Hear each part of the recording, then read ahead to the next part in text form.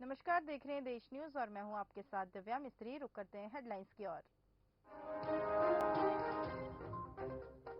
दिल्ली में सीवीसी की बैठक में बोले मल्लिकार्जुन खड़गे, कहा विभाजनकारी नीतियों के लिए देश के लिए खतरनाक है, चुनाव में मर्यादाएं टूट रही है। बीएसपी सुप्रीमो मायावती ने किया ट्वीट, 5 राज्यों में चुनाव की घोषणा पत्र का स्वागत, सरकारी मशीनरी धनबल का दुरुपयोग रोकना चुनौती।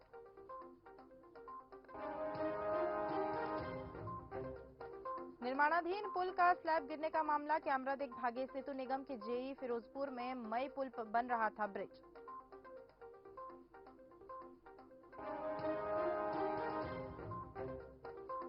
नोएडा में पिटबुल नस्ल के कुत्ते के हमले का वीडियो वायरल, पिटबुल नस्ल के कुत्ते ने स्ट्रीट डॉग पर किया हमला, स्ट्रीट डॉग की गर्दन जकड़कर किया हमला। निजी स्कूल के अंदर हुआ लाइव हादसा, स्कूल वाहन से हुआ हादसा, बच्ची घायल, स्कूल में खड़े वाहन के नीचे छिप गई बच्ची।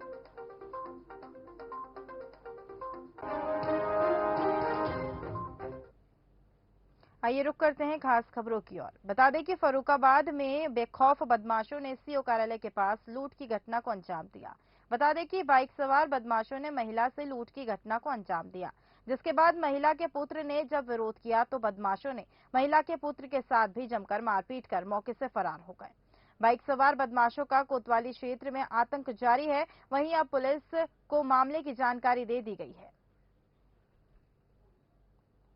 गाड़ी का नंबर वगैरह देख पाए आपने? 32 और 79 79 कैपे के 79 एक बार थोड़ा सा समझा। 79 अच्छा, गाड़ी वाले को पकड़ पाया आपने? नहीं पकड़ पाया? मैं क्या भी पकड़ा, अकेला आदमी यार। अच्छा, वो कै लोग थे? 2 लोग थे। क्या डाटा आटा बांधे थे? डाटा आटा नहीं आए थे। ऐसी थे। ये तुम्हें कहाँ से पकड़ा? क्या हुआ? तुम्हें कहाँ से घेरा उन्होंने? अरे ये फाटक से। फाटक से, रेलवे फाटक से। और किधर को भागे वो घटना करके? वो मटकी सुनी है। अच्छा, क्या नाम तुम्हारा? उस्मान। कहाँ की रहने वाली हो? बजेरा की। अच्छा, क्या घटना तुम्हारे साथ हुई? हम जब किरासन से निकले, गाड़ी में हमारी कट मारो। आप कहाँ से थी? हम मोटरसाइकिल से और बिटिया थी और जो लला तो हमारा लला चलाया रो तो और बस कट मार के और कुंडल मेरे धागा में बंधे थे ना, तो ऐसे करके खींचे तो 2 कुंडल ले चले गए और हमें गाली दी और आगे चल के हुआ सब्जी वाली दुकान के पास में हमारे लले मारो बस मुंह बंद कर दो। भोपाल में कांग्रेस नेता दिग्विजय सिंह ने प्रधानमंत्री नरेंद्र मोदी को लेकर एक ट्वीट किया। इस पर बीजेपी के प्रदेश अध्यक्ष वीडी शर्मा ने उन पर पलटवार भी किया है। वीडी शर्मा ने कहा कि यह दिग्विजय सिंह की देश विरोधी के साथ सनातन विरोधी मानसिकता को प्रदर्शित करता है। इस देश के अंदर रावण कौन है और श्री राम कौन है, यह देश की 140 करोड़ जनता ने तय किया है। वीडी शर्मा ने कहा कि भगवान श्री राम के अनुरूप प्रधानमंत्री नरेंद्र मोदी जी सुशासन के साथ काम कर रही है, लेकिन दुर्भाग्य है कि दिग्विजय सिंह जैसे लोग उनका विरोध कर अपनी हिंदू विरोधी मानसिकता का परिचय देते हैं।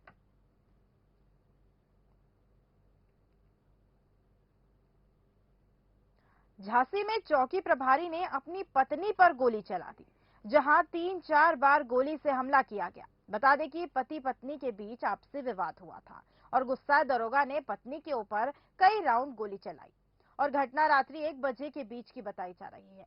पत्नी को झांसी के मेडिकल कॉलेज में भर्ती कराया गया है और पत्नी की हालत नाजुक भी बनी हुई है।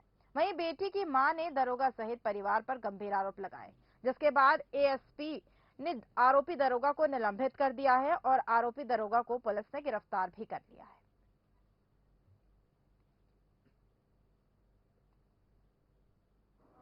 लड़की की शादी 2 साल पहले की थी और शशांक मिश्रा से, जो सब इंस्पेक्टर पद पे है और बंगरा चौकी इंचार्ज है। अभी लड़की की शादी हमने अपने हैसियत से बढ़ के की है। उनकी डिमांड जितनी थी हमने उतनी पूरी की है। लड़की 25 लाख हमने नकदी कैश दिया और सब उनके हिसाब से पूरी शादी की है। लड़की को विदा करा के, हाँ इन लोगों की चालें समझ नहीं पाए, बहरूपिया है, बहुत ठग हैं। लड़की को एक दिन इन लोगों ने अच्छी तरह से नहीं रखा है। लड़की को खूब मारा, विदा करा के पहली बार ले गए, इनने 2 दिन उसको अच्छी तरह से नहीं रखा है। सर, मेरे पति शशांक मिश्रा ने गोली मारी है। क्यों मारी? पता नहीं सर, आज ही अपने घर गए थे, घर से आए 11:15 पे आए और बस हमने पूछा कि देवर से ना तो आपने हालचाल लिया, ना खाना की पूछा, आके फोन चलाने लगे। घर मेरी सास देवर ससुराल वाला कोई नहीं पसंद करता, मैं नंद वगैरह कोई नहीं। जब जब भी घर से जाते सासू माया देवर जो भी भरते हो वहां से आए भरे भराए। हमने पूछा कि आपने ना खाना की पूछा, प्रेग्नेंट हालत है मेरी, एक बार भी आपको नहीं लगा, सीधे आके फोन चलाने लगे। तो हमने बस ऐसे हाथ से उन्हें 2 धक्के दिए कि फोन चलाना दिख रहा आपको, मेरी तबीयत का नहीं आपको लग रहा। तो उन्होंने बस कि तुमने हमें टच किया, हाथ उठाया हमारे ऊपर, बस सामने बंदूक रखी थी, उठा के फायर करना स्टार्ट किया। कितनी फायर की? सर 3 किए, फायर तो उनके बराबर चल रहे थे, पर हमें ये लग रहा था मेरे हेड में गोली ना लगे, सर में ना लगे। हम अपनी जान बचा के बगल में जो किराएदार रहते उनके रूम में गए, उन्होंने गेट खोले अपने, तब बच पाए सर हम। झांसी जनपद में थाना उल्लन क्षेत्र अंतर्गत एक बंगरा चौकी है। उस बंगरा चौकी का चौकी प्रभारी के रूप में तैनात एक सब इंस्पेक्टर पारिवारिक विवाद को लेकर अपना पत्नी का ऊपर सर्विस पिस्टल से फायर किया है, जिसमें पत्नी का दाहिने हाथ में गोली लगी है। अभी खतरे से बाहर है और आरोपी सब इंस्पेक्टर को पुलिस द्वारा हिरासत में ले लिया गया है। तत्काल प्रभाव से उस आरोपी सब इंस्पेक्टर को हम लोग निलंबित किया गया। परिवारजन द्वारा तहरीर देने पर उसके खिलाफ विधिक कार्रवाई की जाएगी। सितारगंज पुलिस ने कूट रचित कर जन्म प्रमाण पत्र पे कम आयु दर्शाकर सरकारी विभाग में नौकरी प्राप्त कर धोखाधड़ी करने वाली एक महिला के खिलाफ कार्रवाई की है। कोई धोखाधड़ी करने वाली महिला को सितारगंज पुलिस ने गिरफ्तार कार्यालय में पेश कर दिया है। बता दें कि जहां उसको जेल भी भेज दिया गया। जानकारी के अनुसार जिला कार्यक्रम अधिकारी उदय प्रताप सिंह द्वारा कहा गया है कि प्रथम में आंगनवाड़ी कार्यकर्ता के शैक्षणिक प्रमाण पत्र की जांच की गई, तो प्रमाण पत्र में जन्मतिथि में कूट रचित कर आयु कम दर्शाई गई, जिसकी शिकायत सितारगंज पुलिस को भी की गई। सितारगंज पुलिस ने मामले को गंभीरता से लेते हुए जांच कर आंगनवाड़ी कार्यकर्ता को गिरफ्तार कर जेल भेज दिया है। ये मुख्यमंत्री महोदय और पुलिस मुख्यालय की हमेशा ये वरीयता में रहा है कि जो भी नौकरियां हैं वो बिल्कुल पारदर्शी तरीके से मिले और नौजवानों को पूरा अवसर मिले। लेकिन कुछ प्रकरण इस प्रकार के प्रकाश में आते हैं जहां पे नौकरियों को पाने के लिए लोग धोखाधड़ी या गलत माध्यमों का प्रयोग करते हैं और इन घटनाओं को बहुत ही गंभीरता से हम लोग लेते हैं। इसी क्रम में जिला कार्यक्रम अधिकारी द्वारा एक तहरीर हम लोगों को दी गई थी, जिसमें एक महिला है बासमती नाम की। इन महिला ने अपने गलत जन्म प्रमाण पत्र और शैक्षिक प्रमाण पत्र लगा करके जिला कार्यक्रम अधिकारी के अंतर्गत एक नौकरी प्राप्त कर ली थी। एडहॉक बेसिस पे थे वो, एक काउंसलर, फैमिली प्लानिंग काउंसलर की पोस्ट थी। तो उन्होंने जांच में प्रथम दृष्टया जब आरोप सही पाए तो उन्होंने हमें एक एप्लीकेशन दी, जिसके बेस पे हमने तत्काल सुसंगत धाराओं में अभियोग पंजीकृत किया और इस अभियोग में हम लोगों ने इन्वेस्टिगेशन की। इन्वेस्टिगेशन के दौरान भी जो जांच में तथ्य आए थे उसकी पुष्टि हुई और इस इन्वेस्टिगेशन को आगे बढ़ाते हुए हम लोगों ने उनकी अरेस्टिंग कर ली है। इसमें जो एक्यूज्ड हैं और अरेस्टिंग करने के बाद उनको माननीय न्यायालय के समक्ष प्रस्तुत किया जा रहा है और इनकी बाकी भी क्रिमिनल बैकग्राउंड की जानकारी की जा रही है। इजराइल अब हमास पर तेज प्रहार करेगा। जंग में अब तक 1100 से अधिक की मौत भी हो चुकी है। गाजा पट्टी पर शासन करने वाले हमास आतंकवादी संगठन द्वारा दक्षिणी क्षेत्रों में हमला शुरू करने के लिए एक दिन बाद इजराइल सरकार ने बड़ा फैसला लिया। रविवार को इजराइल की सुरक्षा कैबिनेट ने आधिकारिक तौर पर फिलिस्तीनी के साथ युद्ध का ऐलान किया है। रिपोर्ट में कहा गया है कि 700 से अधिक इजराइल मारे गए और इजराइलियों का हजारों घायल हुए हैं। साथ ही यह भी दावा किया गया है कि हमास के आतंकवादियों द्वारा इजराइल के सैनिक और नागरिकों को बंधक भी बनाया जा रहा है।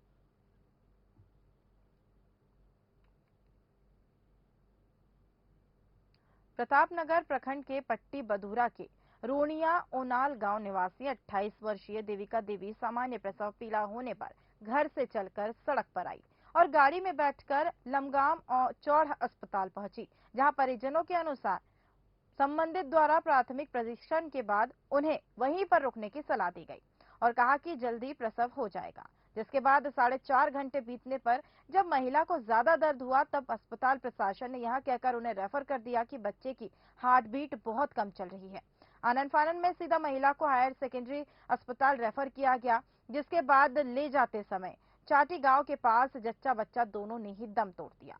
जिसके बाद जिला कांग्रेस कमेटी के अध्यक्ष राकेश राणा ने जिलाधिकारी मयूर दीक्षित से जांच करने का अनुरोध किया। साथ ही वीडियोग्राफी के साथ ही सदस्यीय डॉक्टरों की कमेटी से पोस्टमार्टम करने की भी मांग की गई। हमारे पास करीब करीब ये शाम को आए थे, 3 से 4 बजे के बीच में आए थे। ये चौड़ CSC चौड़ है प्रतापनगर में, वहाँ से रेफर हुए थे 108 के थ्रू। जो पता चला है कि 108 वालों से बात करने की, जो डोबराचाटी पुल है उसके अगल बगल पेशेंट को कार्डियक अरेस्ट हुआ या जो वो बता रहे हैं, पेशेंट वहीं एक्सपायर हो गई थी। हमारे यहाँ ब्रॉड डेट लेके आए थे। उसके बाद हमने इन्वेस्टिगेशन किया और इनका इन्फॉर्मेशन PI भेज दी है पुलिस को और पोस्टमार्टम की क्रिया गतिमान है। पुत्र वधू का जो है डिलीवरी होनी थी और डिलीवरी जो ये चौंड हॉस्पिटल लमगांव ये लेके गए सुबह 8 बजे, और 8 बजे उन्होंने कहा, जो भी स्टाफ था वहाँ, तो उन्होंने कहा कि यहीं डिलीवरी हो जाएगी। मगर 4 साढ़े 4 घंटे में रोकने के बाद उन्होंने कहा कि आपको जो है यहाँ जिला अस्पताल रेफर कर दिया। अगर वो सुबह ही रेफर कर देते तो ऐसी घटना न घटती। घटना तो हमारी बहू का परसों प्रियता था, हम वहाँ पे लाए चौंड में, और उन लोगों ने वहीं पे रोक दिया कि यहीं पे हो जाएगा, और बाद में हमारे मना कर दिया। सारी लापरवाही की वजह से सब हमारी बहू हो गए। प्रदेश में मौसम की आंख मिचोली जारी है। मौसम विभाग के अनुसार सोमवार यानी आज से प्रदेश में पश्चिमी विक्षोभ एक्टिव होने जा रहा है, जिसके चलते एक बार फिर कुछ इलाकों में हल्की बारिश के आसार हैं। लेकिन 15 अक्टूबर से एक बार फिर मौसम में बदलाव आने लगेगा। हालांकि प्रदेश में 95% इलाकों से मानसून की विदाई भी हो चुकी है और साथ ही 15 अक्टूबर से ठंड की शुरुआत भी हो जाएगी। दिन में गर्मी लोगों को सता रही है। प्रदेश में राजधानी भोपाल में पारा 35.2 डिग्री दर्ज किया गया। रिकॉर्ड के अनुसार 11 साल में 5वीं बार अक्टूबर में ऐसी गर्मी देखने को मिली है।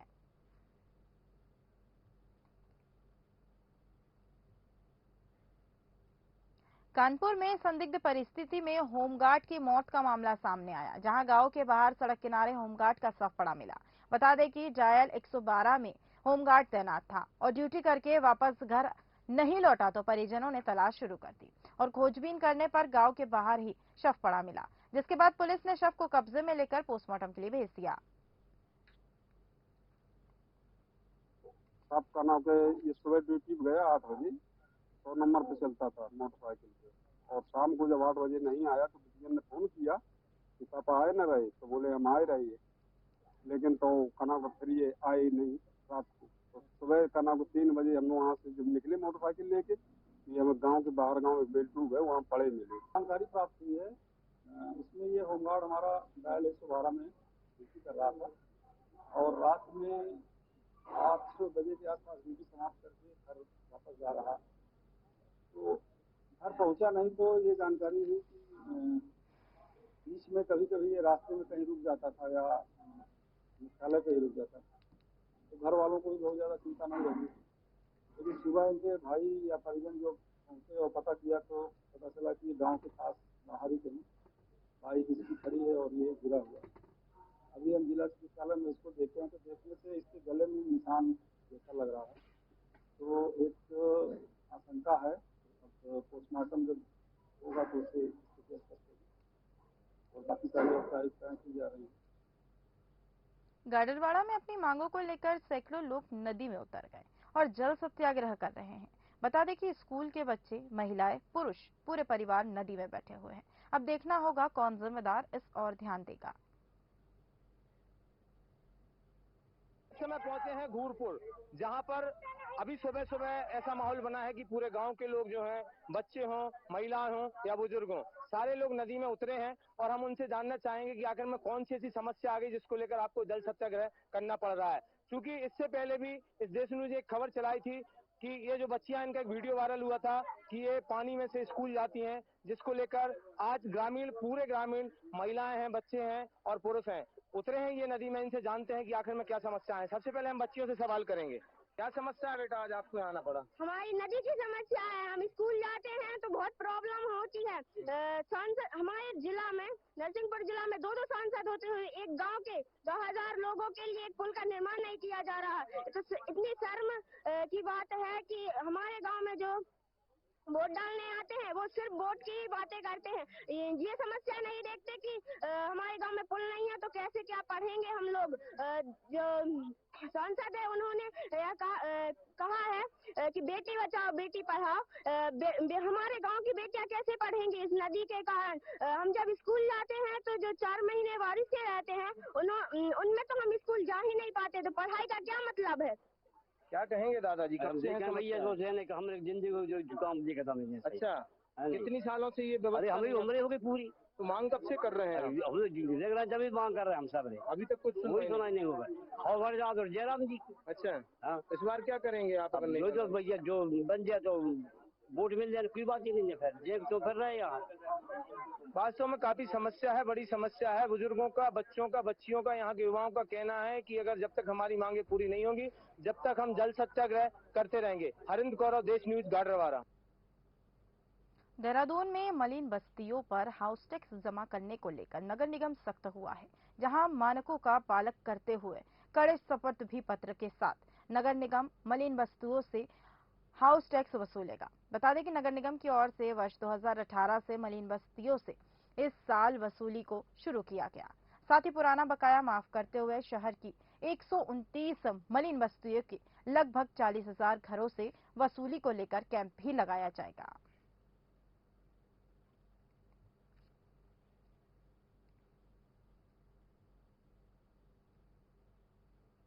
फिलहाल की खबरों में बस इतना ही। और अधिक खबरों के लिए देखते रहिए देश न्यूज। नमस्कार।